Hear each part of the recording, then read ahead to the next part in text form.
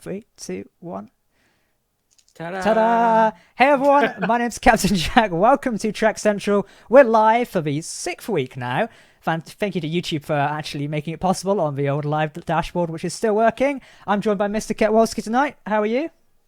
I'm doing fantastic. I'm Jack. How are you? I am great, thank you. So everyone, tonight we're going to be discussing episode 6 of Star Trek Picard. Just checking we're working. It's called The Impossible Box, and if you've seen the episode, I'm pretty sure what it means by Impossible Box. But could it be the Borg Cube? I don't know. There's a lot of stuff in this episode, one of my favourite episodes so far, the whole series. I'm pretty sure it's going to be some interesting discussion tonight. You guys welcome to get in your comments via the chat. Feel free to donate. We've also got YouTube memberships turned on. But to share your thoughts and opinions of us, any discussion topics to bring up, it's going to be very cool.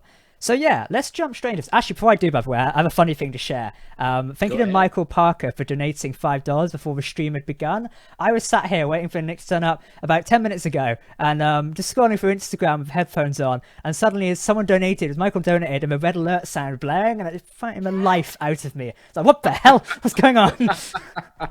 So thank you, Michael, for scaring the shit out of me. It was great.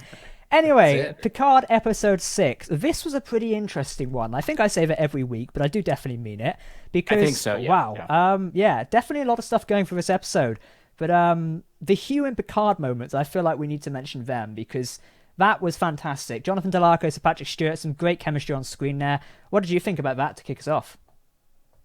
I thought it was fantastic. I really felt just such a sigh of relief when the two characters met. Obviously, there was a lot of tension built up directly before their hug and embrace. But even since like episode 1, minute 1 of the very first, episode of the show, everything has just been so intense and so dangerous and so very very, very, serious.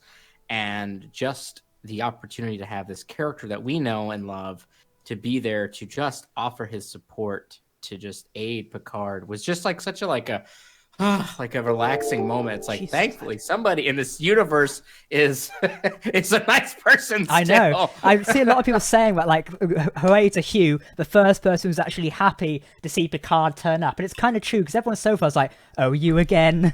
What are you doing here? I think like the dog is the only one who's been happy to see Picard so far. Fiddleheads, thank you for becoming a YouTube member, by the way. Greatly appreciate it. Or welcome, crewman, we should say. You're our first YouTube member of the Trek Central channel. Thank you very much. And you do have a badge next to your name. We need some like cliche music to play next time. I just noticed the notification is extremely loud and blowing up my ears. But thank you for becoming a member. But yeah, back to the Hugh thing. That entire like bit with Hugh and Picard was just fantastic, and I loved it. Especially when someone pointed this out today, and I think I shared it via our group chat as well. You almost feel like a bit of Jonathan Delarco was like going through into the character, which obviously it was, but he mentioned like that dashing young Romulan spy turning up, and you almost feel like Jonathan wrote that himself. To be honest, it was a great little line. I loved it, and I'm gonna make a moment of it on Twitter later sometime because it was really nice to see that line pop up, and just the whole chemistry between it. Then we get the information on the Borg cube about the Borg Queen, also the Sicarians as well, their race, and all the references to Voyager. This episode was full of lore and also really propelled the story forward, I believe. It really like gave us not a kickstart, but another jump forward in the storytelling so far. Like the Vash, Narek, and Narissa, they're really on. There's like ends going on here. They're on the path of discovering the synthetic life form and stuff like that. I loved it. It was great. It was great. Yeah, I mean this whole episode, last week's episode had a lot of interesting stuff in there, but this one really has taken all of the plot threads that have happened thus far in the show and moved all of them forward to some varying degree. Not all at the same time, not all at the same distance, but every plot thread so far that's in this show has been touched on in this episode and moved everything kind of forward a little bit. And which is not an easy thing to do, which is probably also why this was the longest episode that we've had so far in the series. I think it has like a 45-minute total time, which kind of puts it around 50 minutes total of actual show. I did notice it was running longer because I always sit there. I don't know if you do. I sit there and sometimes I notice like, oh, only 10 minutes left. Or, it's like, oh, it's at 30 minutes. That means there's only 12 minutes. Whew. And then this one ran past. I was like, oh, that's a pleasant surprise this week. Yeah, I don't know, because I know you're in the UK, so I don't know how many ad breaks you get for Amazon Prime. None. Okay, yeah. So for CBS All Access, usually there's about 4 ad breaks for minute and a half I long didn't ad realize they break. had ads So on CBS AA. I thought it was, yeah, it's terrible. It's a disaster. or is it like, But do you have to pay a certain thing and then you get no ads? Because I don't use no, CBS not AA. yet. Really? Not Okay. yet. Not that I think. Maybe recently, but not when we got it a few years ago. Okay. Because we got our subscription for Discovery, there was no option at the time. So maybe it's changed, but we're not I going to think pay it, any more yeah, money. I think it But might have changed. I don't know, but yeah. I'd have to check. That is But quite yeah, surprising. I used that as my bearing as Yeah. to where we're at. So every time there's an ad break, I kind of hover the mouse over, and I'm like, oh man, there's only like 11 minutes left. I'm like, it's like, even with this episode, like at the last ad break, Picard and Soji hadn't even met yet at that point, and I'm like, how are they going to get off this cube and wrap all this stuff up in like 8 minutes? There's 8 minutes. She's still in the room with the gas. I will say, I don't know if you agree with this, the pacing of this episode, it was good. But for me personally, I really couldn't, I wasn't bothered about the start stuff. I just want to get on the cube and begin the adventure. I don't know about yourself, but I feel like, the scenes with Jurati and the crew, and then Jurati and also Rios as well, they were important. But I don't know, I feel like I personally just wanted to get to the cube, meet more of Hugh, start the Borg revolt, which I'm still confident is going to happen, by the way, mark my words. And just like that. But what do you think about that start part? So my thing with the first half of this episode with the crew, I think is setting up the next set of episodes, if that makes sense, because we needed to resolve the situation, semi-resolve the situation with Narek and Soji and Picard and getting her off the cube. So that has been that part of the plot has been resolved, but now we have episodes 7, 8, 9, and 10 to get through, and there's going to be, I think, a whole bunch of other stuff. The whole now I think we're going to launch into that whole conspiracy thing, and Agnes's importance with what happened with Commodore O and what happened with Maddox is going to really start to pick up a lot in regards to the rest of these episodes. So I think that the first half was trying to lay a little bit of groundwork for what we're going to be experiencing later. That could make sense, because we are kind of, although episode 5 was mid-season, so only 10 episodes, we are at that general sort of barrier of mid-season thing now. So like you just mentioned, I do expect things to pick up. We almost, I don't know if we're done with character building, but we've at least cemented the core of it, I'd like to say. Everyone's got their own quirks and issues, and they've got their own inner demons, as like they've described. So now we're ready to start solving these things and moving on. I don't think we're going to see everything solved in season 1. However, at least some core things are going to be solved, I think, as we move forward. Because episode 7, which we'll discuss later on in the stream for those wondering, 7's going to be an interesting one, because I think it's going to free POVs as well. Because you're going to have Picard on Nepenthe, you're going to have Rios and crew on board a ship, and then Hugh and Elnor aboard the cube. So that's going to be pretty interesting, episode 7. But we're discussing that a bit later. Someone else just said here, Fiddleheads is our YouTube member, said the scene of Hugh helping Picard with his PTSD was the trekkiest trek that ever trekked. Just wonderful. I totally agree with that. The whole scene of Picard beaming on, as we discussed as well, and it's like, oh, they don't want you to fall, was great. But I'm still sort of confused with that scene, because when they beamed on, when Picard beamed on, we see the other drone activate, who's not clearly an XB, still kind of a Borg drone. Mark my words, some sort of revolt's going to happen. It's going to go mental. What did you think? Did you catch that? Yeah, I did. So in my opinion, one of two things is going to happen, and I think that they're leaning more towards one of these as opposed to the other. Is either the Borg drone did wake up and it wasn't just part of Picard's imagination, and there's going to be a kind of uncollective Borg drone attack on the cube against everybody. Or what I think they're leaning more towards is Zotvash is going to be torturing and threatening Hugh, and then the XBs are going to be like, you know what? Get off my hell cube. With you guys. Why don't you? This is our cube, and they're going to expel the Romulans from there. And I would be excited if that's the case, because if they're able to overthrow the Romulan captors, essentially, and repower on the cube and get out of there, like, forget about trying to find your own colony. You've got your own cube to go fly around in. Because we've seen this before, that in several promo material, the cube has been a different colour. Originally displayed, it was blue. Now, whether this was a VFX thing, and it was later changed for, oh shit, and they changed it to green, as it's meant to be, technically, but the blue could also represent, perhaps it's coming back online, or it's in a state of repair. I don't know, because there's clearly force fields around it, something's going on. Whether that was only a VFX thing, we don't really know yet until we probably get to the blue extras and people discuss that. But I think something's definitely going to happen there. We see in the trailer for episode 7, which of course we always do is, we'll discuss at the end of the episode. However, you know, something's definitely going on, and Narissa's shooting a disruptor at something, and she's threatening Hugh. Something's going on there. I think episode 7 and 8 is going to be full of a lot of like, uh-oh. Hopefully another long episode as well. I hope so. Yeah, so my thing is I think that one, I think the shield coloring was changed in post. I think that somebody probably realized they should make it green since it's Romulan, which was smart on their part, because I think even a lot of people, including myself, when we saw the blue shielding originally, it was, well, the Federation does blue shielding, so the Federation are the ones that are doing that. So perhaps they saw those comments and decided to change it, which would make sense. But I would say, like, I don't think they're going to do a straight up Borg attack in the next episode, because that would undercut what they're setting up right now, which is that these XBs are being oppressed and they need to revolt and kind of stand up for themselves.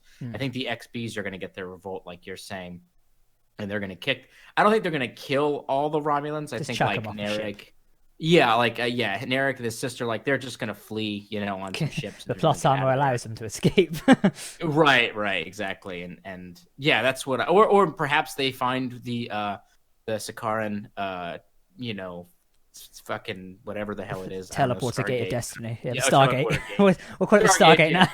Trademark. Yeah, they're gonna find the Sakaran Stargate and get off that way. Colonel O'Neill. But yeah, that's what I think. Yeah, so. I'm excited. I'm excited to see it. They better not kill. I better not see Johnny Delarco die. I better not see that with my eyes. I don't revolt. Justice for Hugh. Yeah, I know. I know I've been saying he's probably the next person to bite it, but after this episode and how much his character was just so fantastic, if he dies now, I'm gonna be. I hope they die. It's gonna be an emotional roller coaster if they do, because wow. But yeah, episode 7. The teasers and the exclusive clips so far do look very cool. But yeah, I don't know. I'm excited to see Riker, to be honest. That's going to be an interesting one. Yeah, I know. I'm very excited for it. I do know. I saw somebody mention it in the live chat here a second ago. But yeah, there was an accidental posting of episode 7 overseas. We have not seen that. And even if we did, we wouldn't be talking about it because that would not be cool.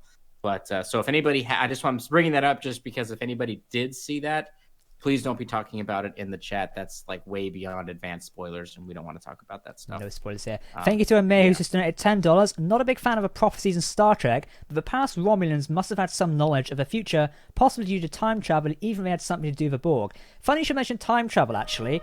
Nick, I don't know whether you noticed this. When Hugh and Picard are investigating Soji's room, the PA announcer in the back mentions chronometric activity. The same I sound like such an expert in this stuff, but I'm not. He also mentioned chronometric activity in Star Trek First Contact, to have a Borg traveled back to 2063 off the top of my head. Dom might be someone to correct me. And basically meddle in, you know, current affairs with humans and try and stop the first warp jump, you know, to attract the Vulcans. That seems like, you know, just maybe it's like an Easter egg or a little detail, but as we know with the producers and the writers of Picard so far, everything is there for a reason, it seems. Things are there for Easter eggs, also things are there for detail as well. So for them to mention chronometric activity on the Borg cube, which alludes to time travel of some sort, why? It was an interesting little detail we picked up on. Here's the thing is, I don't think it was. I definitely heard what you're saying, and so for me, when it comes to Star Trek, you've got a couple of key phrases when it comes to technical time travel, temporal incursions, you know, and chronometric one is one. I think tachyons or something like that is another, or something like that. These are things that are very common that writers throw out there, especially in Star Trek, in order to allude to the audience that there's some kind of time travel discussion going on. The way I took it, and maybe I am just not reading into it too much, is just because I feel like if they threw in some time travel stuff, I feel like it's gonna derail the plot in some regard. At least at this point, we may get it later. The way I took that was a cool callback to what happened in First Contact, because the Queen Sphere used that technology to get back, and they just had some readings in regards to it potentially on the cube. But I don't know. 100%. Yeah. A few people are saying that it's saying proto. I think it's what said about protometric, not chronometric. I'll double check the subtitles later on, but it sounded like chronometric. We can double check later on via Amazon, because I know sometimes Amazon and also CBS, the subtitles aren't synced, so some things will be mispronounced or stated across each one. So I'd have to double check. I can check both versions later, so I'll have a look. But yeah, it was an interesting little detail either way, even if it did allude to that. But it picked up, and I reckon it could have just been an Easter egg, but still. I did like, the whole Queen transporter thing and how it was assimilated by the Sicarians. You can definitely tell Kirsten Beer was having a field day with that in the writers' room, because it's straight out of Voyager. It's like, I love the Voyager references we're getting of this. We need a couple more DS9 ones, but it was fantastic. Yeah, it was a beautiful It was a beautiful Voyager reference, excuse me, and it was also a very, very nice Iconian connection as well. For a minute, I thought it was going to be an Iconian gateway. I was like, hang on a minute. Yeah, I was like, okay, are they doing Undine? Or are they doing Iconian? What are they going here? And then they Sicarian. I was like, okay, that's interesting. Interesting choice. It could have been any of those, transwarp gate, transwarp technology is used by a few specific races. I feel like main Star Trek right now is still very much concerning themselves with not doing too much with Iconians for some reason. I'm wondering if that's just because it's a little too science fantasy, because they're kind of like these weird alien creatures that can do whatever. But I when I came down and they kind of came up out of the ground and stuff like that, it reminded me very much of the Iconian archway that we saw in TNG. Very much like that in a lot of ways.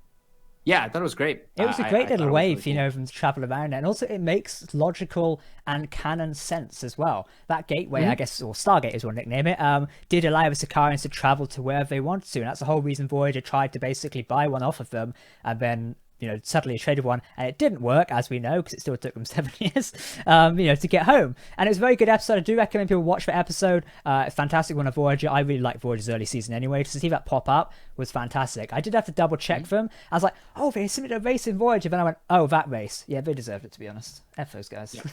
That guy really did my head in. So it was really good to see that connection anyway. Also, one thing I want to talk about, Narissa. Why is she so creepy? That bit where she rises up, and we pointed out in our teaser analysis as well, definitely got vampire vibes going on here for some reason. That's what it looks like. She's just risen up out of a water. Or what do you want?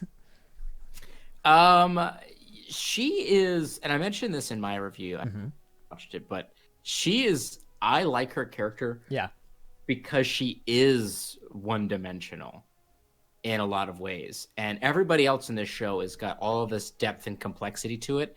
But she's just like, I just want to kill these synthetics. I don't care about anything. And she's twirling that mustache, and she's like, I'm going to do whatever it takes. Plain evil. Yeah, she's just enjoying playing this very evil, like, just singularly focused evil character. And I think it works very well in this show because, A, she's not the primary antagonist. There's a lot of... Every episode feels like there's different things kind of going on. Yeah. She's one of the main ones, but she's not the only. She's not the top antagonist. Yeah. And she's not on screen that often. Since we've seen her, she's only been on screen for a few minutes where she has a conversation with one other character, and then she's back off screen. I think we're going to get more of her. I think episode 7 will see a lot more of her. Yes, I think from the teaser, she's basically like, you let my android get away. What the hell? You? Right. Exactly. Thank you to Kane Bruce who just quickly donated there. I'm probably bitter, but I like that heavily plunged defenses are now a thing. Lessons learned from the Dominion War, long overdue in Trek. Very true. There's been a lot of Dominion War things referenced in this series, underlying stuff, and the reason why the Federation currently are. But we'll discuss that in a minute. Nick, as you were about to say. What I was about to say is I am excited just to see her character. Obviously, this is kind of a stereotype, and this is a bit of a guesstimate on my part. But obviously, Narek is going to feel bad about what he did to Soji. He's going to wind up betraying the Zhat Vash to try to protect her. I mean, it's kind of like a story trope, in a lot of ways. And I think she'll be one of the few bad guys in this show to kind of bite it at the end. And I hope that she goes out in a very in a way that matches her caricature of evil villain, like she falls into like a giant explosion or something ridiculous. I hope it kind of cliche matches thing. That. Yeah, right. Something super cliche after she monologues or something. Well, I would have gotten away with it too if it weren't for you meddling kids. yeah. If it wasn't for you old geezers. Yeah, exactly. So yeah. I hope to see something like that to kind of match her her capability there. And great job by the actress. She's doing a fantastic yeah. job just playing an evil villainess. So good job there. But anyways, that's all I had to say about that. But as Kane just said there, lessons learned for Dominion War. And Michael Chabon, who is the season 1 showrunner of Picard, has mentioned that the factions in the Star Trek universe in some way have learned from the Dominion War. And as a result, a lot of what's currently you're seeing is as a result of not only just the Dominion War, but other incursions and events in the galaxy as well. So the Federation has definitely changed since the Dominion War, like any organization would. And we saw that represented in DS9, and then how things came to be in Nemesis. They were very still much on the war footing and untrusting of people, I think everyone can agree. And then you can still see that's been followed through via, to the 2399 era of Star Trek, because not only they came out of the Dominion War, by 2379 they almost was blown up by Romulans after a giant coup over there. Obviously that wasn't as big as the Dominion War. However, then, the Romulan relocation mission, the Federation has seen quite a few setbacks in the 24th century, I think we can agree. So no wonder things have warped and changed because of that. And, the war was quite a big element of the 24th century, one that really shook the Federation to its core. So things have definitely changed there. And I like how we are seeing a lot of that, thanks to like the military defenses on planets and stuff like that. It does make a lot of sense. So yeah, it's really interesting.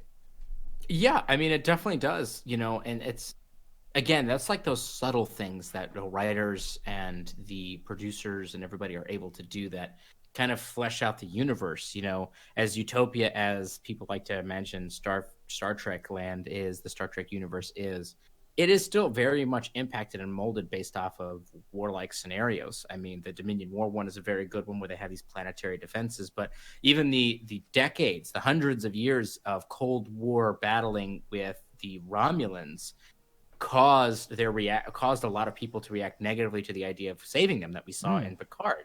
And these things still impact people's mindsets, and layering in those details, even though they're kind of in the background a little bit in some regards, I think keeps the universe more relatable, because it's a very human reaction to be like, well, yeah, I know you guys need help, but I don't really want to help you, but right.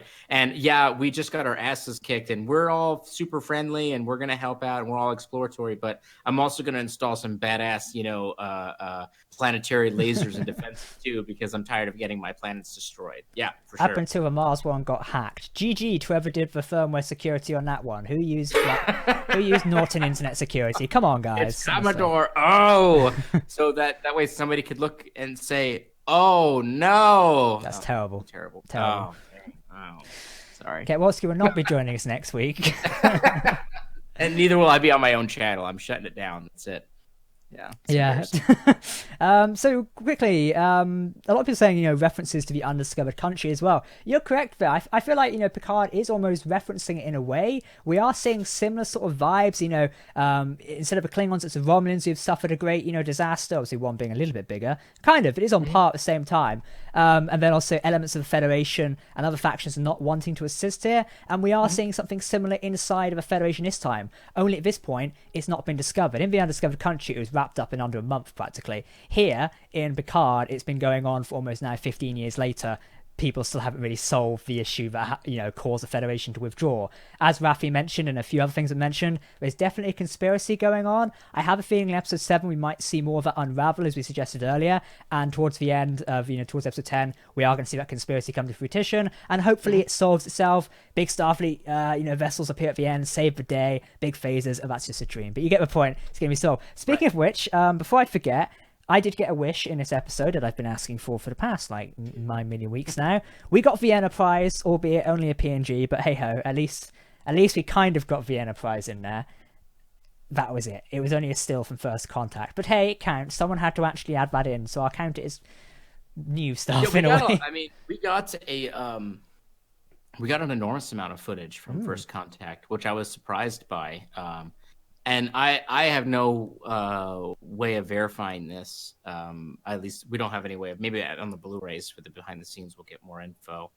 But I would not be surprised if those quick cut flashbacks for his PTSD situation wasn't edited very recently into the whole situation, because this show obviously finished its primary, principal production before the merger of Viacom and CBS happened again. But adding those cuts into there is something that they could have very easily done because they already have the footage and they already have the editors on hand. And it's less than a second, of each one. So I do think, obviously, very, very much like the fact that the merger has occurred, that is a direct impact on our ability to see that footage in there because, a lot of debate about the whole 25% thing and all that jazz. Putting all that aside, all those rumors aside, very much that we know publicly is that Paramount got the movies, CBS got the TV shows and the IP. But now that they've merged again, they could use that first contact footage without any problems. And I'm glad for it. It's really nice to see, everything coming together and the availability, because that's the way it should be in a way. We should be able to have that, a nice solid universe that's sealed now. So, hopefully we see more of this going forward. I think Picard's only just the tip of the iceberg in a way. As we go forward into Picard Season 2 or other series that are supposedly currently in development, we might see more elements of stuff like that and things that can cross over and reference each other. I would love that. And I just can't wait to see what they do. I feel like, I've mentioned this before, we are in a new golden age of Trek, essentially. So much new stuff coming out. Also, there's an upcoming movie, which has been mentioned by Viacom CBS. So, I don't know, there's tons of stuff coming in. It is a great time to be a Star Trek fan. If you know somebody who's been hesitating to get into Star Trek, force them to sit down and watch Picard, or any Star Trek for that matter, as now is the perfect time. A lot of people asking who is the captain of the Enterprise now. This is a great question. We've explored it on the channels. We love talking about the Enterprise and also the Next Generation era of Star Trek, and also Nemesis, etc. Currently, according to the new book, The Last Best Hope by Una McCormack, minor spoilers, Nick has it in the background there, it does offhand mention that Captain Worf is now in charge of the USS Enterprise E. And of course, that book is set between 2381 and 2385, during when the whole Romulan thing takes place and goes wrong. So, obviously, will he still be the captain in the show? Remains to be seen. Books aren't technically considered canon. However, I personally would say that The Last Best Hope and also the Countdown comic almost serve as setup and prequel to Picard, prequel content to that. But still, the golden rule for Star Trek books and comics is that they're not considered canon and they should be considered in the expanded universe. It's a little bit confusing. We do have a video on the channel called Captain Worf. Go check it out. I do explain a little bit more in there on how that all works, because I know it's a bit confusing for new fans especially, and even for long-time fans like myself, it's still bloody confusing, to be honest. I really wish they do a thing a bit like Star Wars in a way. I guess this might be a controversial opinion where they kind of say, right, this book is canon, this book is not canon. At least then it would give a little bit more concrete information. But again, stuff on screen can overwrite books, so I guess they are in a safe medium at the minute where they don't really need to worry about juggling books and comics together in fear of overwriting them. I mean, CBS takes a very hard stance, which is if it's on screen, then it overrides everything, and everything else outside of that is not canon. I think they could amend that a little bit just to say that unless it's contradicted on screen, then the books can be canon. Yeah. But even so, there's some beta canon is just it's like the extended universe of Star Wars. It's freaking mental. Yeah, it gets so wild. If you ever read the extended canon of what happened to Commander Tucker after the Enterprise incident, he goes undercover as a Romulan and all this other weird stuff. The one I really like, wild. The Destiny trilogy and how it explores the NX-02 and Rico Hernandez, the captain. That is just, I won't spoil it for anyone because it's actually a great book by David Mack. It's just what the hell? It's what am I drinking while reading this? So the thing with that book series is reading it, it's great. Yeah. Describing it to someone mental. Makes it sound like who wrote, is that some kind of weird fan fiction? And it's no, they really thought this was a good idea. And it's a fantastic book series, but to describe it or to do a review on it, because I've talked about it before in a couple of videos, and people were like, that's the dumbest thing I've ever heard. And it's if you don't have the context, it sounds pretty stupid. So because we're doing a video on the Titan in a minute, which hopefully be out tomorrow for those wondering. That's William Riker's ship that was mentioned in Nemesis. We've never seen it, and we're writing a bit about a species called the Kalar, which are mentioned in the Destiny trilogy, and those guys are just batshit crazy with what they can do. It's like the Iconians but turned up to 10.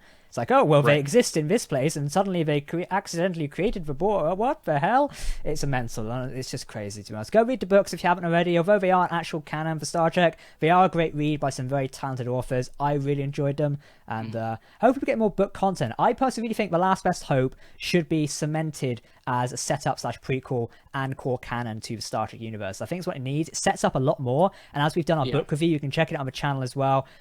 It sets up a lot about the series, which isn't needed for the series. You can watch it by itself, but when you have the extra book content, I really feel like it enhances the experience you're getting on screen because you know more about it. Obviously, you can walk into it not knowing anything, which is what some people prefer, and the book is, it's not required reading. You can watch it without having to read it. So, it's just nice to see. It's like with the Countdown comic. You don't have to read the Countdown comic to understand Picard. I know a lot of people are saying you did, but it's not the case in my opinion. Some may disagree with that, but, you can watch Picard just as it is.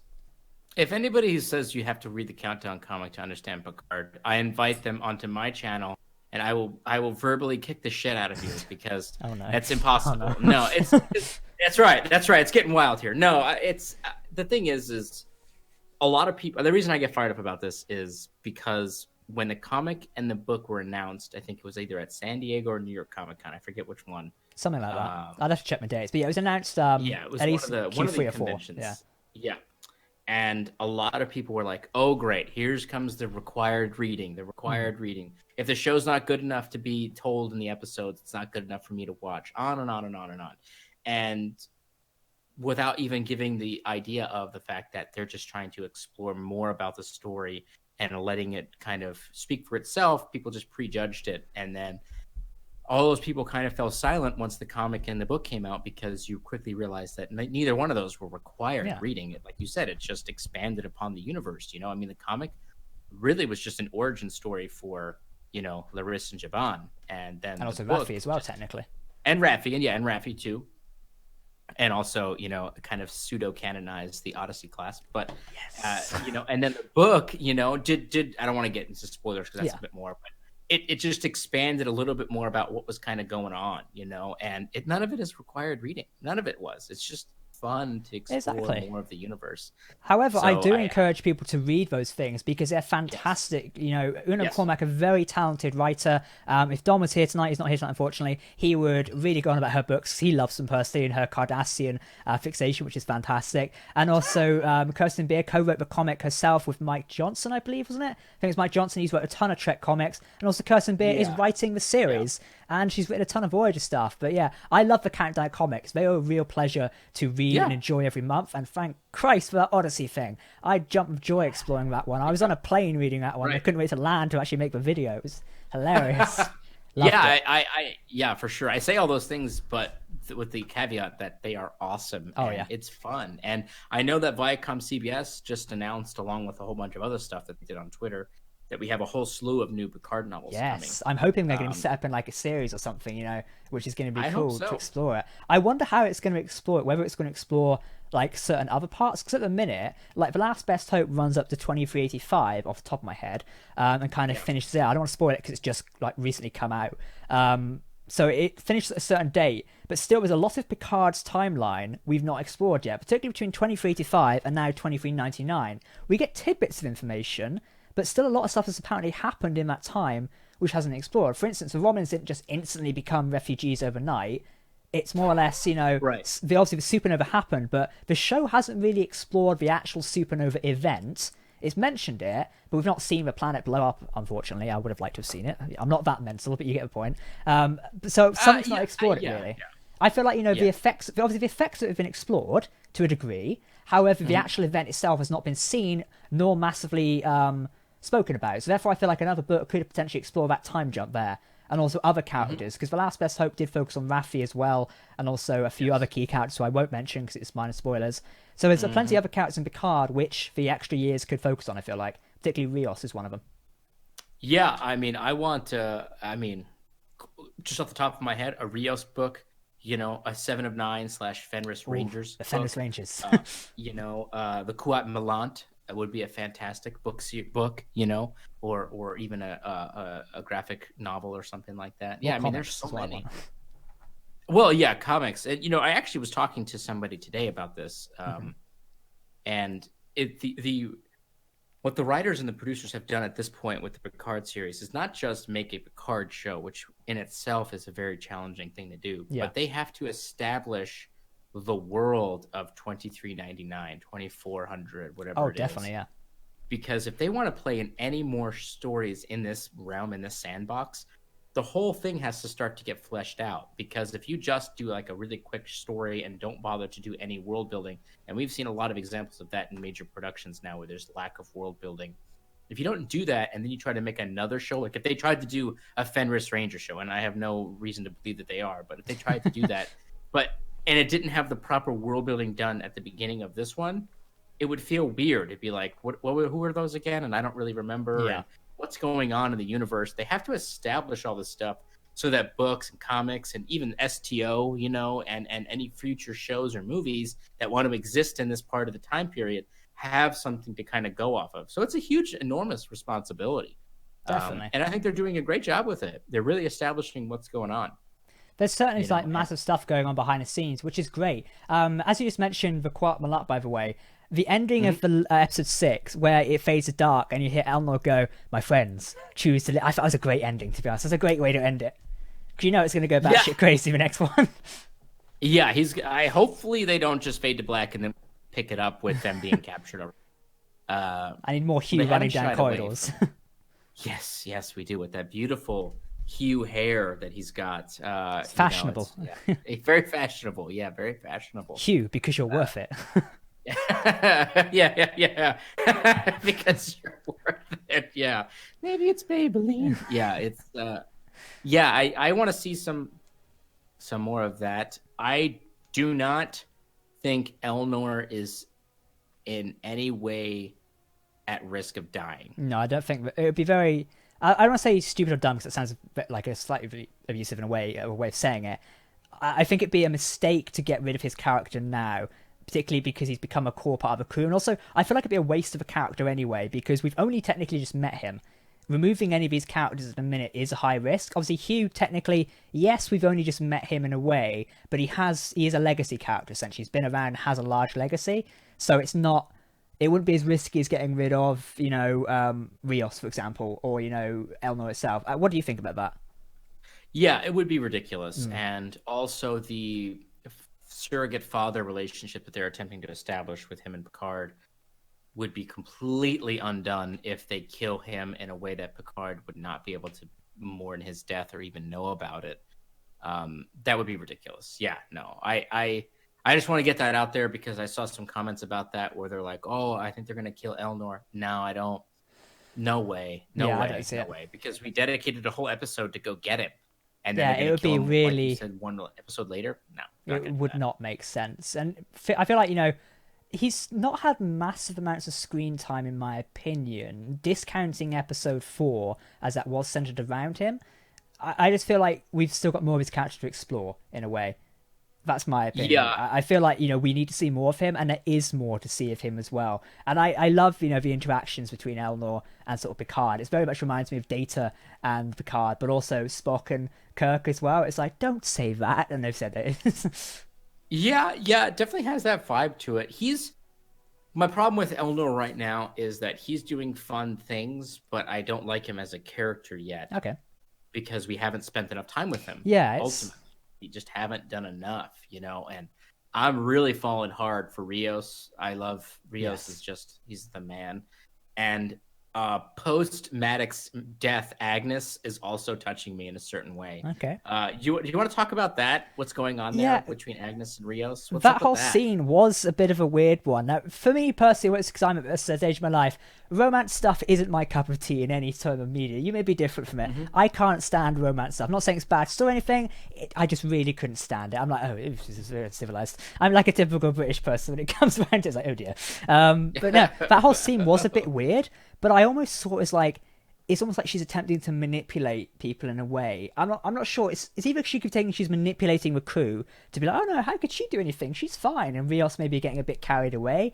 But in a sense, I also think Rios may be slightly, he knows more than he's letting on in a way. I don't know. How do you feel about it, or what do you think about it? So I talked about this in my review. The tone of this entire episode is people feeling alone, empty, and isolated. Mm-hmm. Picard's feeling it, Soji's feeling it, Agnes is feeling it, Raffi's feeling it, Rios is feeling it. Elnor, I think, is the only one not feeling it. Because he's just there for the party. He's just hanging out. Yeah, he's just there to cut people's head off. I took it as, and I watched the episode about, I think, 3 total times now. I initially took it as her attempt to try to manipulate Rios in some way, but that didn't come back up later in this episode. And it may come up later in different episodes, but it didn't she didn't press the advantage that she would have had with them sleeping together in a way that made me feel like it was a manipulation. I took it now as she really was just grieving and just was kind of emotionally reacting to the fact that she murdered the guy that she probably loved and respected because of whatever reason that she was either tricked into believing or was shown something so serious that she believed that was the best way to handle it. I took it as that was part of her coping mechanism. And I don't know if Rios knows. I think Rios knows that there's something else going on, but I don't think he knows that she killed Maddox, obviously. I think he would probably have said something if he knew that. But I don't think it's a full-blown manipulation, but it may come up later. It may definitely I want to see whether she's manipulated or tampered with the it wasn't, the EMH. Like, I want to see if she's tampered with that or something, got rid of him. You can just imagine, like, next episode, someone, Rios gets another metal shard now. It's like, computer, activate EMH. Where the bloody hell is the thing? That is my terrible impression of Rios there, but you get the point. They try and call it up and it's like, EMH offline. It's like, well, we have to get the hospitality one out to come and use the medkit instead. That would be really creepy. Well, what's interesting is in the previous episode, they established very clearly that when there's a psychological impact happening to somebody on the ship, the EMH will appear.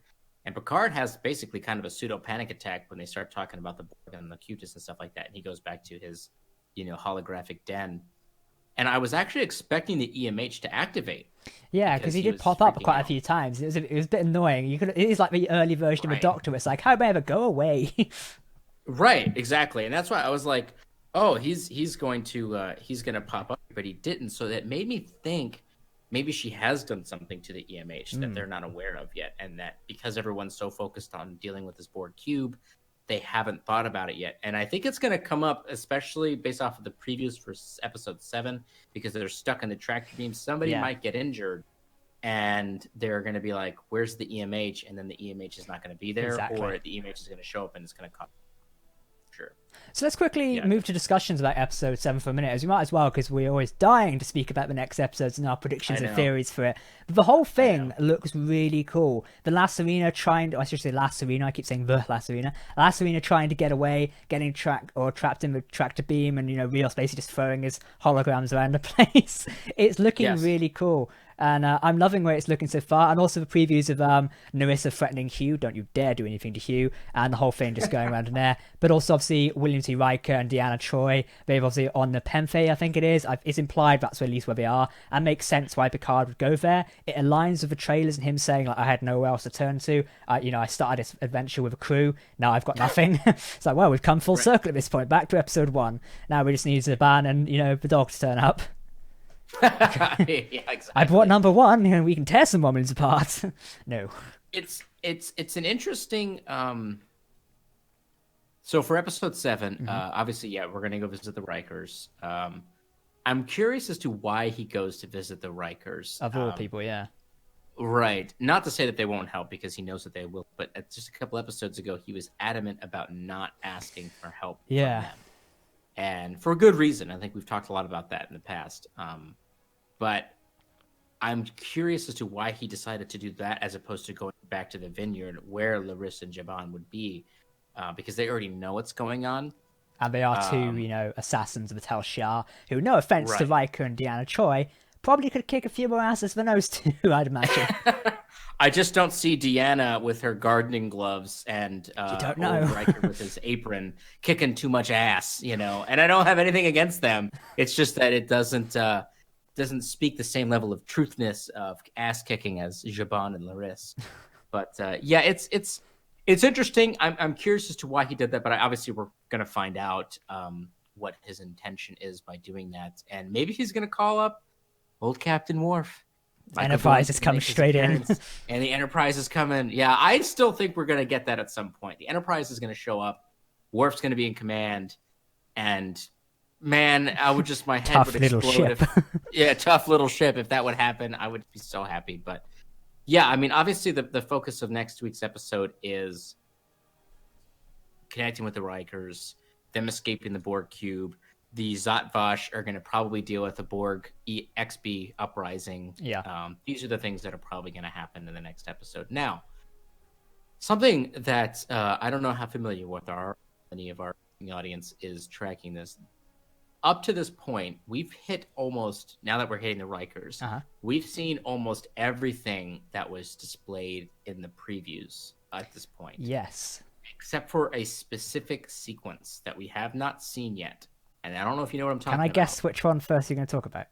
Sure, go ahead.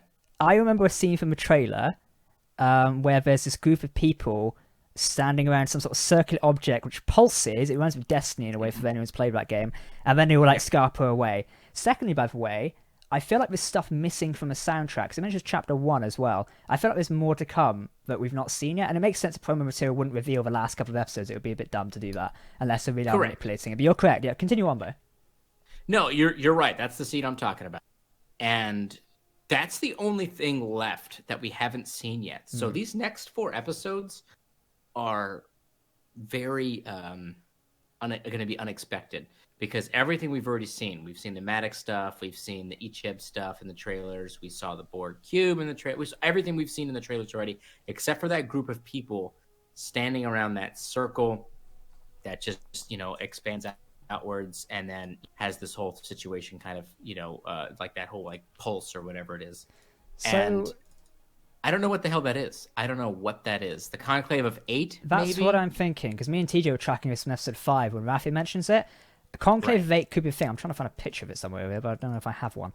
I don't know if there's 8 people in it as well, which is really going to annoy me if I can't find it now. But if anyone has a picture of the Conclave of Eight or that circle scene we're talking about, please tweet it to me on Twitter or at the Trek Central, and we'll try and find it. But yeah, basically, the Conclave of Eight is something which has been referenced a couple of times now, but we have not seen a scene of them, essentially. So I feel like the Conclave of Eight is a part of this conspiracy, and also we've searched up what Conclave actually means. Here we go, I found a picture now.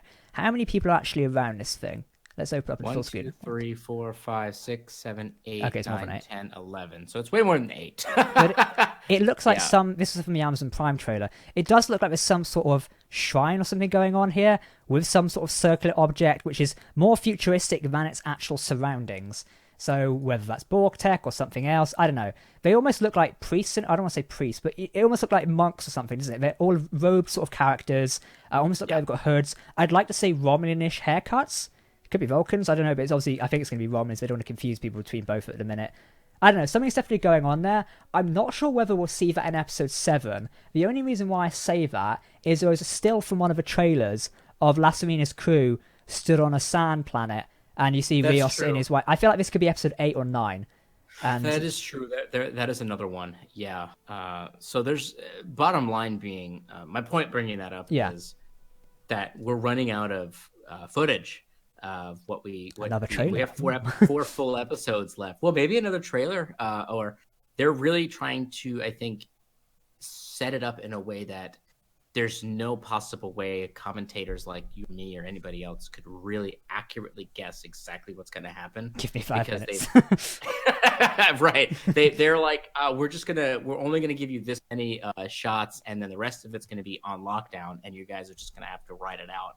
And I which enjoy that, makes it even more exciting.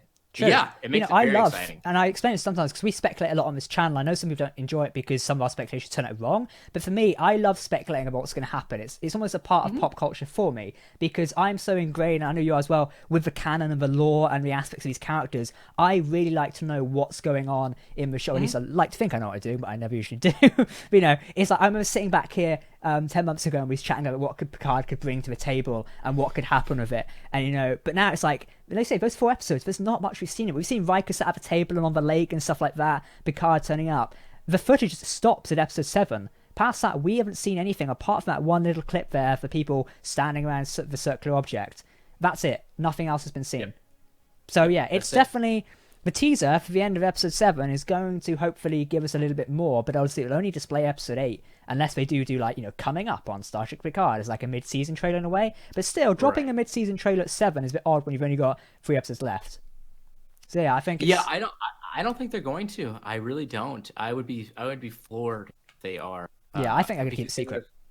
Yeah, they're gonna keep it a secret. They're gonna want people to keep tuning in, and they're learning from the mistakes of the past with Discovery, because Discovery season 2's trailers definitely revealed things all the way through to the end, the final episode. It was because they were trying to showcase all of these cool things. Like I think like the shot of Burnham running with the space suit, the time travel suit, was in one of the earlier trailers even.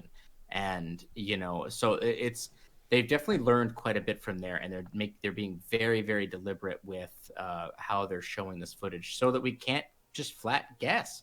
We can't guess. But it also says they could potentially be hiding something big or some big reveal at the end. They definitely don't want anyone knowing about it.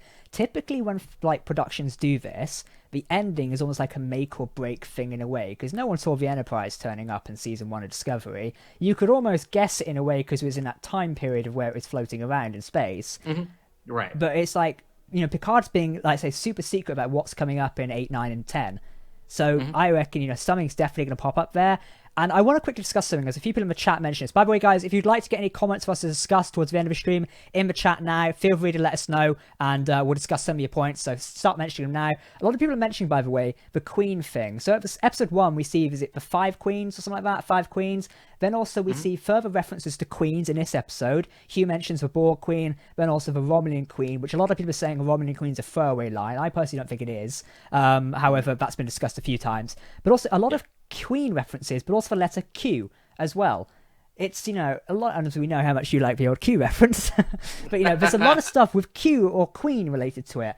I'm not sure why, but it's a recurring theme we've seen go through here. Are we going to see the Romulan Queen, Sela, or, something like that? Something's going on here which is going to get revealed, and I love it because it's not predictable for me in the modern day, because I do a lot of analyzing for video games and stories and series, and we spoke about this last week.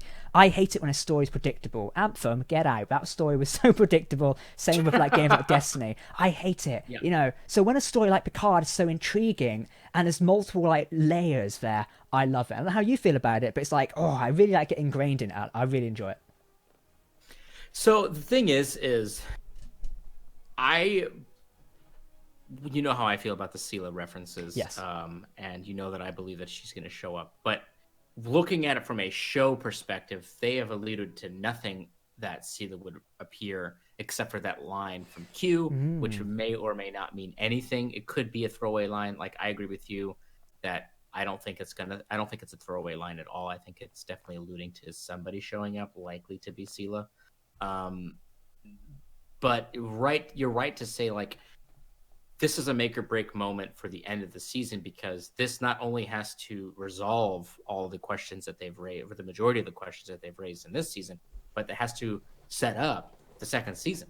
And they've gone on record. I think Alex Kurtzman, actually, I was reading an interview the other day where he said that the second season of Picard is going to feel much different than the first one. And I take that as they're not going to be doing the same set of storylines. They're going to be establishing something else.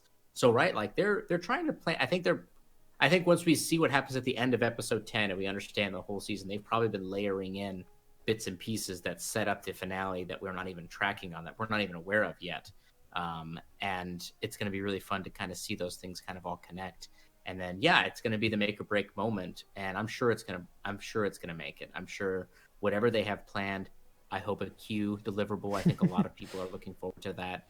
Even if he just shows up for a second, like, that's just going to, like, people are going to be talking about that for months. Like, we're going to be talking about that for forever if he shows up just for a second. You can know the theories. Like, I remember when the Enterprise appeared at Discovery Season 1, the amount of YouTube videos, and we'll be guilty of this, by the way, so set your calendars. Talking of the Enterprise, oh my god, we changed it, tons of stuff going on there. Like, all the ship channels are talking about the changes, all the character channels are talking about, is it Kirk in command, is it Pike, and all that stuff there. So the ending of season 1, of Picard, it's going to have something interesting. But also, as I was going to mention, the ending's also got to be enough to pull people for season 2. That's typically how shows work these days. They don't end it all nice, like, oh, problem solved, we'll be off now. It's got to be something that's like, Q popping up and delivering a line, it fades to black. Got to be something that pulls people into season 2, almost like a cliffhanger in a way, but not as much, because else it's unresolved. Something's got to be there. You can imagine, like, the whole synth thing is, like, it's done, dealt with. Picard and the crew get back to their ship, and suddenly, bang, Q appears on the bridge or something like that. Something's going to happen, but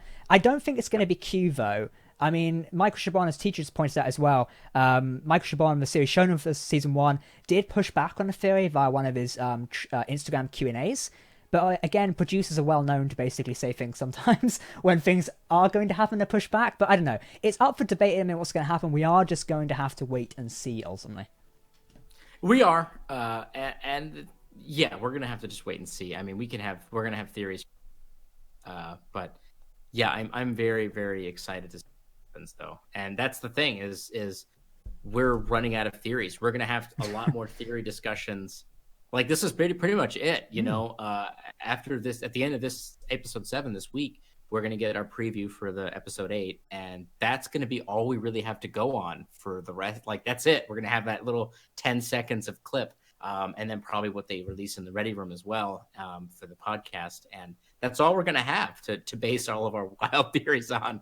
So it's going to be very interesting. It's going to be very, very exciting. I'm excited to see. Oh, definitely. It's, CBS, just if you could get the Enterprise on screen at any point. Or the Verity, one of them. Technically, or just an Odyssey class Enterprise. Just any ship. Just give us a ship at this point. Whole Starfleet fleet blowing up that Borg cube. No, you get the point. I would like to see, something like that. Almost like some sort of tie-in, Worf coming to save the day like you said. I think that's your ultimate dream, really, isn't it? But yes. I don't know, something like that. It's, yeah. Speaking of episode 7, by the way, I was meant to mention this earlier, but we kind of got sidetracked. We mentioned earlier, like, the Borg revolt and something going wrong on the cube. In the teaser release actually the end of it wasn't the Ready Room one. In the teaser release, you do see Narek in one of the Romulan smaller interceptors flying out of the cube. And apparently, obviously, maybe engaging the last Serena or something like that, or escaping it. It's not really implied. I'm going to do a breakdown of the teasers for anyone this week. It'll probably be out on Tuesday or Wednesday, so those who want a deeper look into it, come watch that one. But something's definitely going on there with Narek escaping. Whether that's him escaping the whole Zat Vash and going after Soji, or that's, him escaping the cube because everything's gone a little bit crazy on board. Probably a little bit of both. I think that what's going to happen is they're going to have to pick up the trail at some point. Yes. There's going to be a chase, and there's going to be a cat and mouse. But to what end, I'm not quite sure, because the big questions that we have right now are, who are the Conclave of Eight? What happened with the synthetic androids, and why is Soji referred to as the Destroyer? And ultimately, too, as to what the hell happened to that Borg cube. These are 4 big questions that we still haven't really answered yet. So there's going to have to be a cat and mouse, I think, to kind of keep the pressure on, to keep the plot moving, to keep the characters going forward. Yeah. Because at this point, Picard's basically done the majority of what he set out to do, which is to make sure Soji was safe. But I think the next prompt is going to be, they're going to continue to try to hunt her down. So they're going to have to kind of continue moving forward, so they don't just stay at the Riker house, at the guest suite, just chilling. I don't think that they're going to be able to do that. It's it'll be interesting. Yeah, I was about to say, I forgot what I was going to say now. That's brilliant.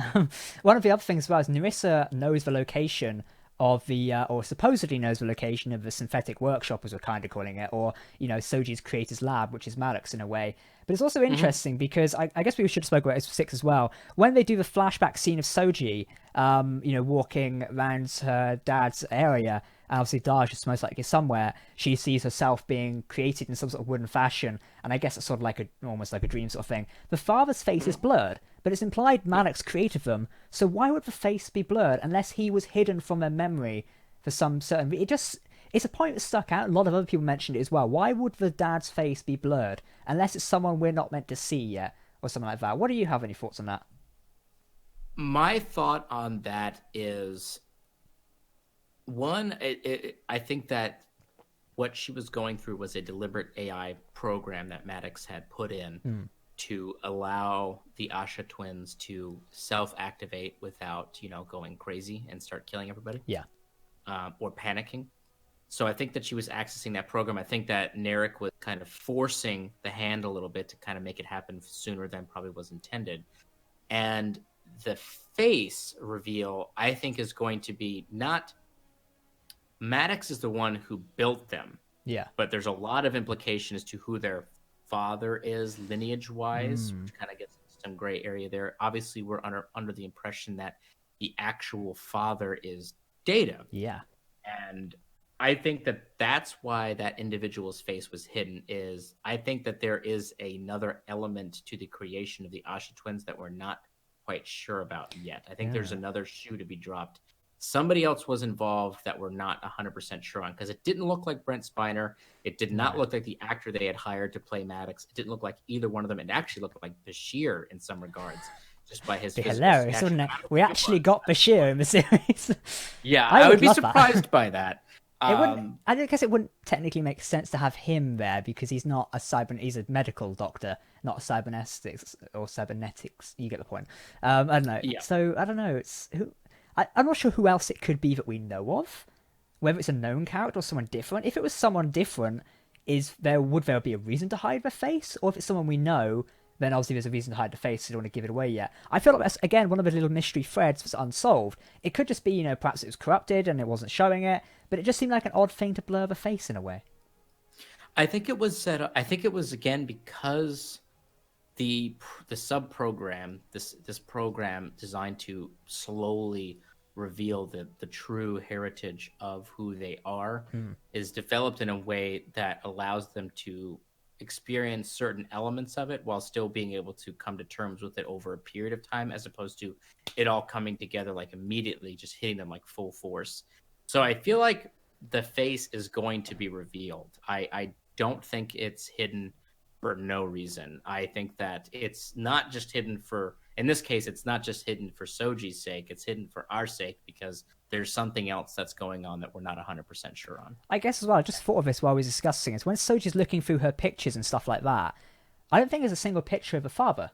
Like, we see the ones on mothers, which we got more information that it is actually an AI. It was implied since episode 1 that it was some sort of computer program, but we did get confirmation that it definitely was an AI in episode 5, and we see it in episode 6 as well, because now it's listening to everyone's communications. Bloody Romulans. You get the point there. Thank you to Good Tea, Nice House. I love that name, by the way. It's a Good Tea, Nice House.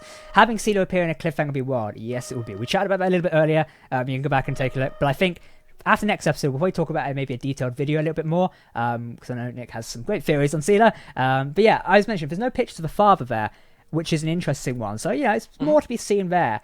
Episode 7 as well, I presume we're also going to get updated on Riker's situation at the minute, whether they're actually retired or maybe they're just taking a quick break from Starfleet. I'm not sure what's going on there. I think they are definitely retired. I hope not, in a way, because I'd like to see Jonathan Frakes back in uniform on board the Titan. A man can dream. But also we can see their kid as well. That's also a core thing you picked out, I believe, wasn't it? A while back. Yeah. So Kestra. Yeah. Who's named after Troy's dead sister. Some brilliant attention detail to the right. For anyone saying, and this is one thing that really bugs me, this might be a controversial opinion, for anyone saying the writers don't know Trek, for them to pick that name there, it shows they know Trek, because that escaped my mind. I had to check it on, Memory Alpha, the great source of every, Trek lore there. But, it shows they know it in a way. Would you agree with that? I do. So here's the thing, right? And the way that Michael Chabon has written this story, and it is beautifully done. It's written like a book. Yes. And that's great, but it's not written like a TV series where, like if you watch an episode of Stargate, right? We were talking about Stargate earlier. You watch an episode of Stargate, right? And like every episode where they talk about the wormhole of Stargate, somebody always reminds people like, well, the wormhole is this, and you can only send matter one way. And it's like they constantly remind the audience as to what's going on. Whereas a show like this, that's written more like a book, it's like we mentioned something once 5 episodes ago, and you have to remember it because we're not going to tell you again. And that's it. And it's beautifully written in that way. But it's difficult for people to, I think, connect with every little detail. For the average viewer, I'd say. The average person who comes in from like a 9 to 5 job and sit down. Obviously, us, we are stressing over every single thread of detail. But the average person isn't going to understand those things. What is your point there? But yeah. Right. It's a little bit... It's a little... I talk about this a lot. The show is very layered, but in some regards, it's almost a little too layered.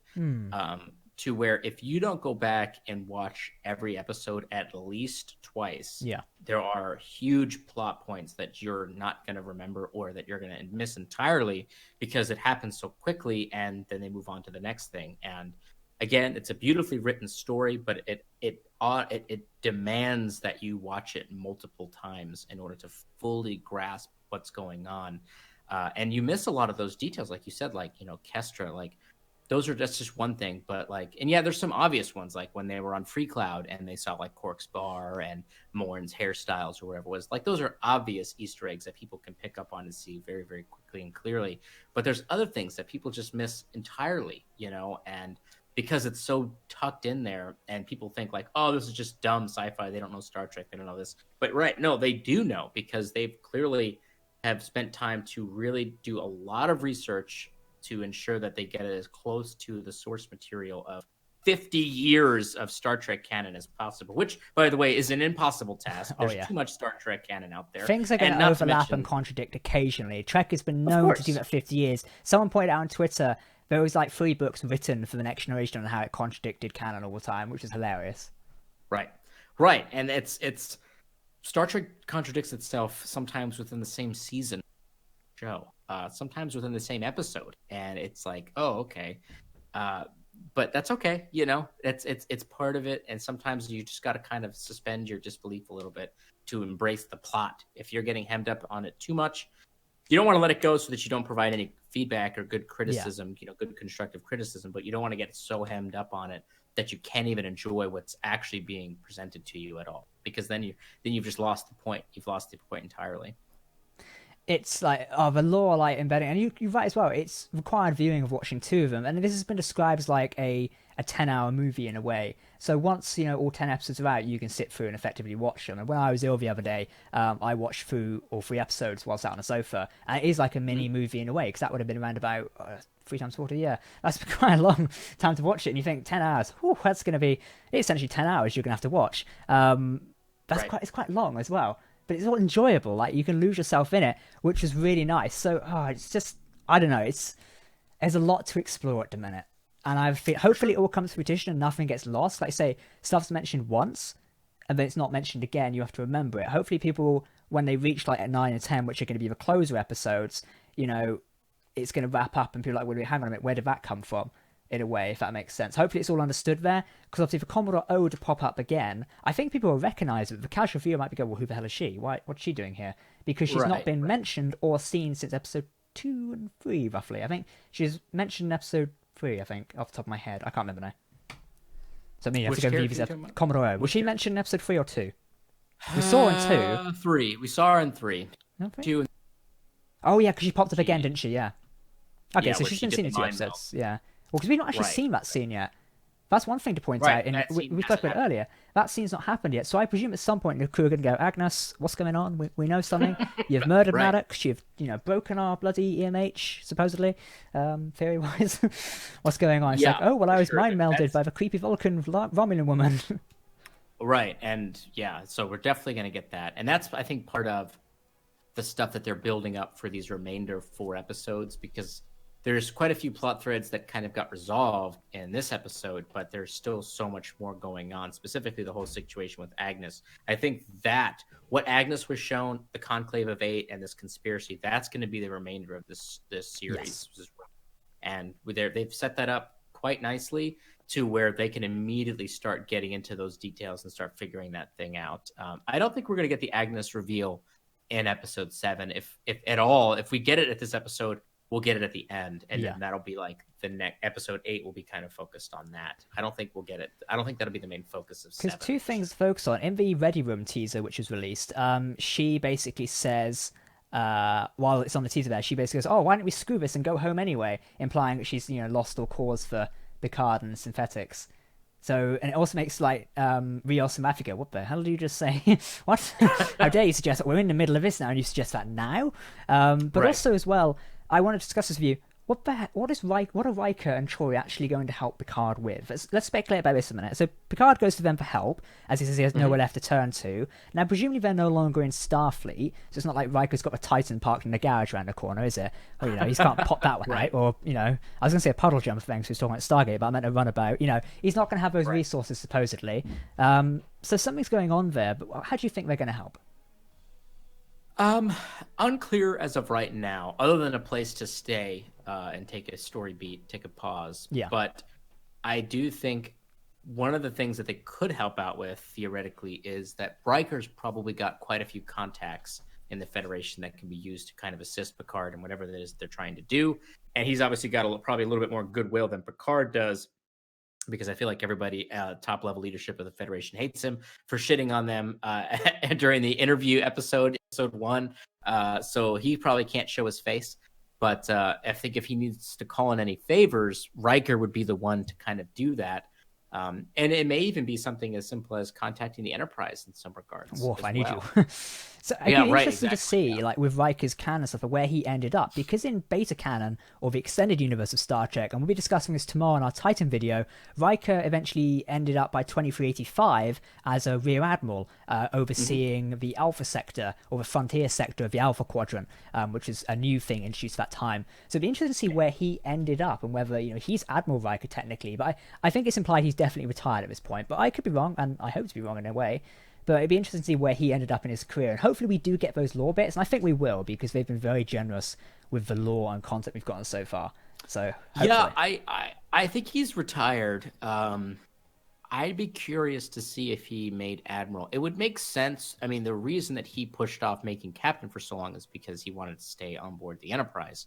But I don't think he would have any purpose to hold off getting Admiral, especially if it was a situation, which I see this very common in the service, where people will accept the next rank and then they'll serve for another few years and then they'll retire after that. So they can, obviously that's more towards getting a bigger retirement check, but they don't really do that here. But I could see like him wanting to accept that position for a little while, possibly even getting behind a desk out of the deep space area because Troy gets pregnant. We're not really sure how old Kestra is yet. We're not quite sure. Based off of the actress, she's going to be like a teenager almost. You think teenager? I was going to say maybe 8 or 9, to be honest. But you think so? Oh, okay. I'd have to watch the teaser again and pick it out. But it didn't look like a teenager. It looked like maybe 10, 11 I'd give it, probably max.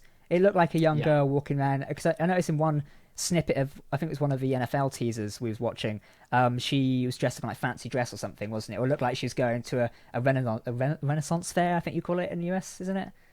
That's what we call it here. Yeah, we didn't have them over here, I don't think. Not in these parts. Oh, ye old English fest. I say. You guys. But yeah, it's yeah, I don't know. It looked really weird. I'm going to have to take a look at episode 7's teaser again later on, but obviously we'll be discussing it on the channel in a full breakdown. But Nepenthe as a planet looks good. Speaking about Nepenthe, a lot of people are saying that the planet's names have meaning. So like Vigresson, which was the planet Icheb was on, it was apparently called the Forgotten. Now Nepenthe, I'm looking at the plant now. Nepenthe, I'm just looking at the definition a minute. Where is it? Okay, it's basically Nepenthe is forgetfulness, or sorrow, or trouble. That's what Nepenthe means as a word. Now, apparently, Vigresson meant like something else. I forget. Someone in the chat, you said about this earlier. If anyone in the chat was speaking about the planet names and what they meant, please mention it again so I can quote you and pick it up. But the planet names seem to allude to something or allude to the episode in a way. Like Free Cloud is a throwaway name, I think. However, like Vigresson, the planet Icheb was on, that was interesting to name it that and how it connected to it. And then Nepenthe, trouble or sorrow or forgetfulness. I don't know. What does Hashti mean then? Hashti. Or Vashti. Vashti. Define Vashti. Definition. Or Vashti was the queen of Persia, apparently. There you go. I don't want to look at the Urban Dictionary. That might be a bit too much trouble. The queen of Ashur, I can't pronounce that, who was banished for refusing to appear before the king's guests. So it mentions queen. Queen again. Queen. And more queen. That's an interesting one to pick up, isn't it? Queen again. So what is it the with chat the queen? saying it means the anti-sorrow. One of them is linked to the Helen of Troy. The one Icheb died on was for many forgotten. So yeah, there is apparently. Many forgot. I didn't realize that. There's a feed. I've seen a few people point this out a couple of weeks. I only picked up on it this week when people started. It's on our bits we missed video, or Easter eggs videos. People spoke about Nepenthe. Very lovely name, by the way.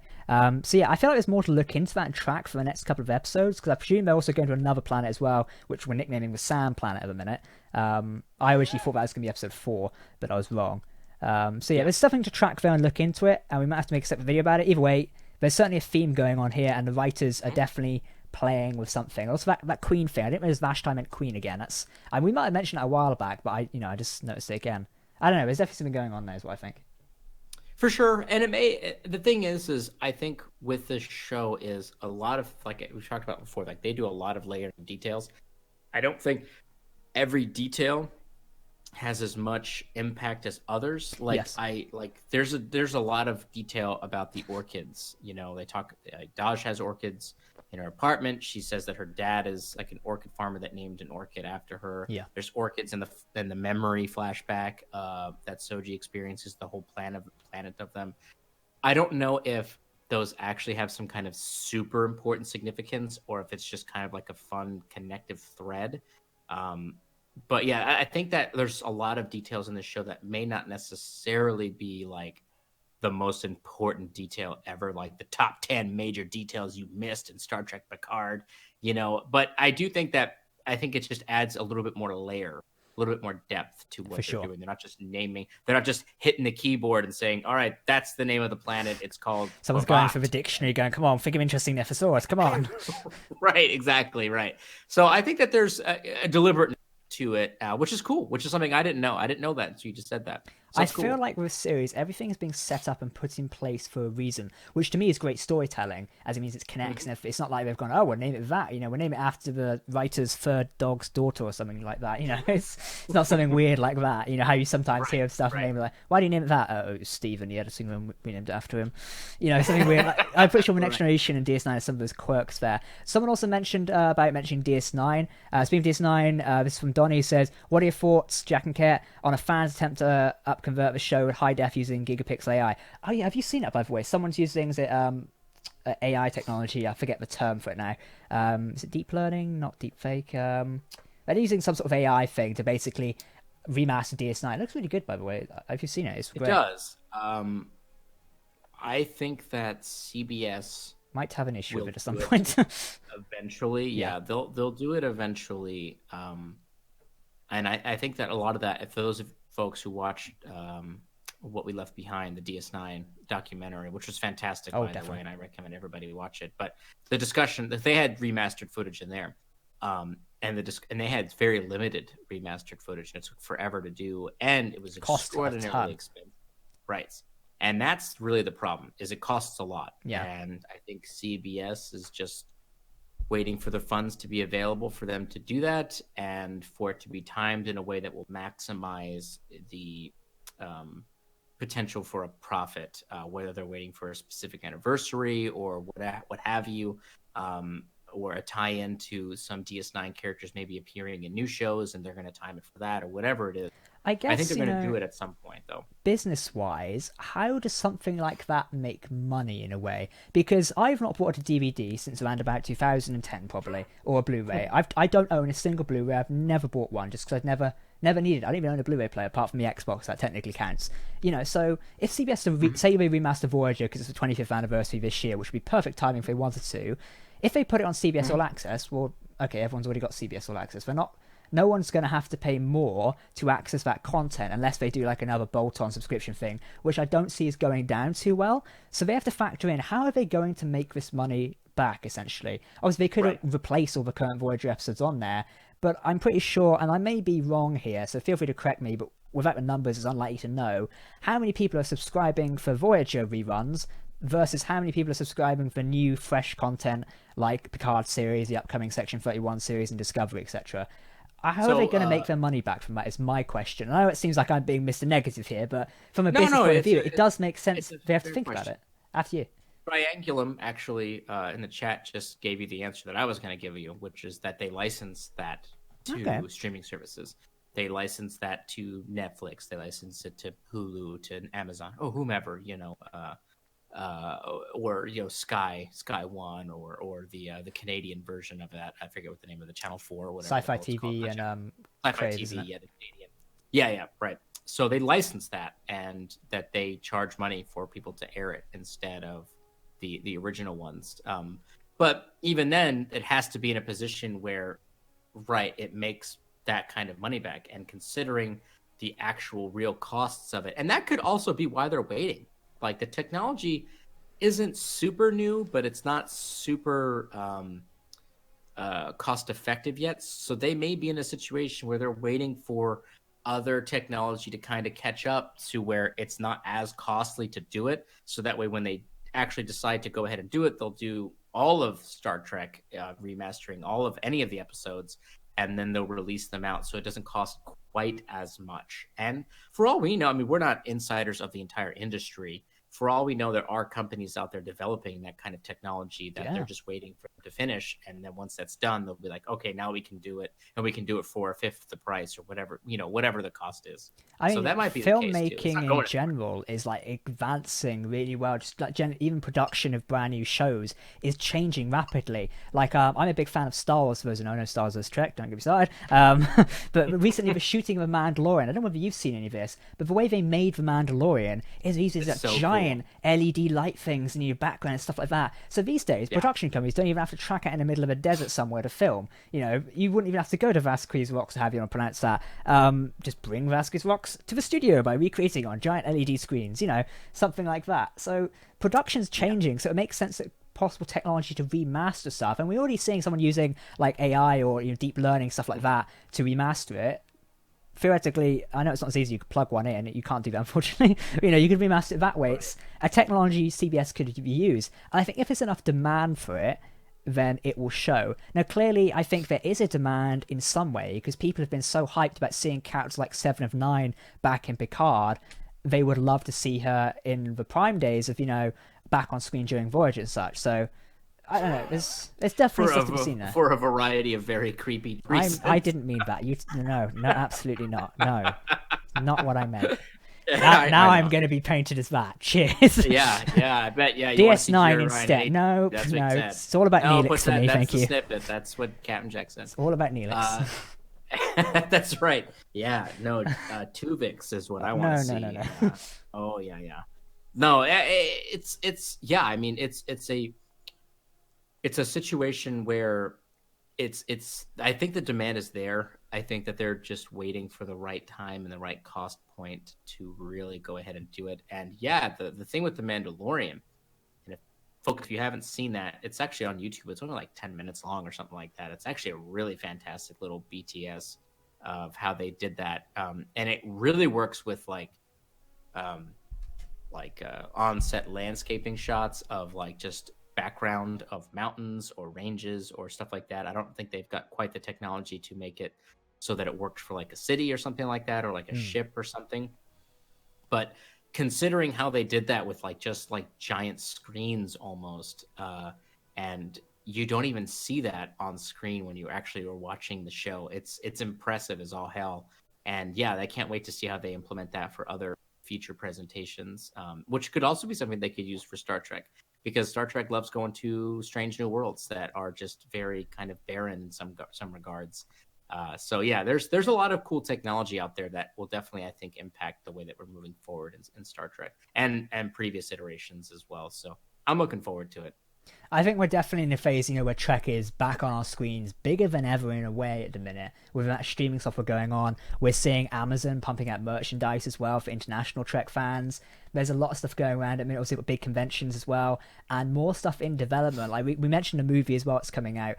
We suppose that it's in a phase of development, not in production yet. I should clarify, as I got that wrong slightly last week. So it's being developed in some capacity. We don't know yet, but presumably Noah Hawley is going to be the guy to direct it, and apparently J.J. Abrams is the guy to basically be producing it with Bad Robot. It doesn't necessarily suggest it's going to be based in the Calvin timeline. I think it might be, but it'd be interesting to see how that all plays out. No information on it yet. I expect we'll see more information within the next probably 12 months at least, because they're going to be focusing on a new series, and the movies probably won't be slated to release till 2021 or 2022, if I'm going to be completely off of information we have, and also just average estimates in general.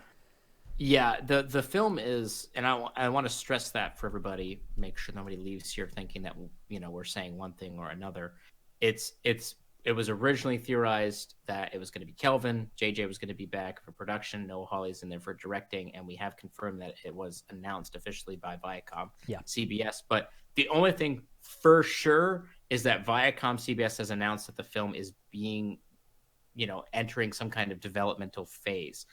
Everything else is still kind of not super locked in yet. So don't go around saying this is a Kelvin movie or it's JJ or any of those things. We don't know for sure. We don't know anything about it. And I think probably because the studio's not 100% sure which way to go, they're probably still doing their demographics and doing their internal reviews on numbers of saying, well, does it make more sense to do a film set in the Prime universe? Do we want to bring back the Kelvin characters, or how do we want to do it? So they're probably still looking at other story treatments just before they really lock it down yet. And I think that's why they've been so hush-hush about saying anything specific other than the fact that a movie is being made and that's it. That's all you need to know.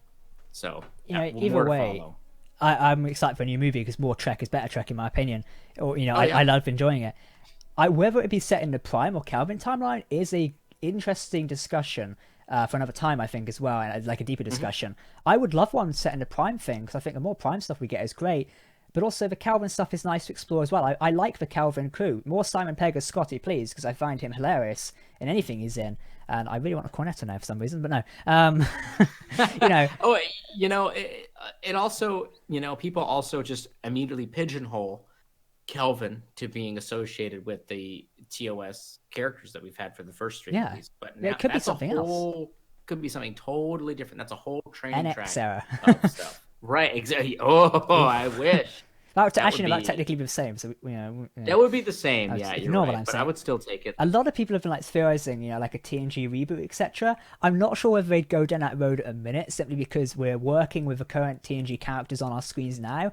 It would be a bit weird to reboot them at the minute, but I don't know. It depends what we want to do. I know Noah Hawley has gone on record stating he wants to do something different, but again, take it with all a pinch of salt at the minute. Nothing is confirmed. But CBS also did, or Viacom CBS, I should say, did mention that a couple of new series in development as well. I mentioned 2 other series are currently in development. It doesn't say production just yet, but they're in development. And this does match with comments Alex Kurtzman, who is referred to as like the head of Trek currently, has mentioned before. So it's a lot of interesting stuff's currently going on in the world of Star Trek. And I have a feeling as we go forward into 2020, we are going to learn more about it. We've got big events coming up. CBS do have their upfront presentations, which if TJ's around, might be able to remind me when they are, if it's in March or May, I think. Either way, it's coming this year. Then we have San Diego Comic-Con. We have Star Trek Las Vegas, which I wouldn't expect to see too many big announcements at, but it's still a nice event to have. I also got New York Comic Con as well, which is usually where we get more generalized information about the shows. Usually things are announced at SDCC,